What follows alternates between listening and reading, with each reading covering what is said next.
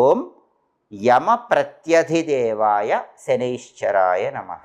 ఈ మంత్రం 11 సార్లు చదువుకుని వెళితే శని త్రయోదశి సందర్భంగా 12 రాశుల వారికి శని భగవానుడి అనుగ్రహం కలుగుతుంది. పనులన్నీ సులభంగా పూర్తవుతాయి. వృత్తిపరంగా కూడా అద్భుత విజయాలు అందిపుచ్చుకోవచ్చు. అలాగే శనివారం కాబట్టి ఉదయం 6 నుంచి 7 మధ్యలో, మధ్యాహ్నం 1 నుంచి 2 మధ్యలో, రాత్రి 8 నుంచి 9 మధ్యలో శనిహోర ఉంటుంది. శనిహోర ఉన్న సమయంలో కష్టపడి పనిచేసే వాళ్ళకి మీ డబ్బులతో కాఫీ కానీ టీ కానీ ఇప్పించినట్లయితే మీకున్నటువంటి జాతక దోషాలు తొలగిపోతాయి. మీకు అదృష్టం బాగా కలిసి వస్తుంది.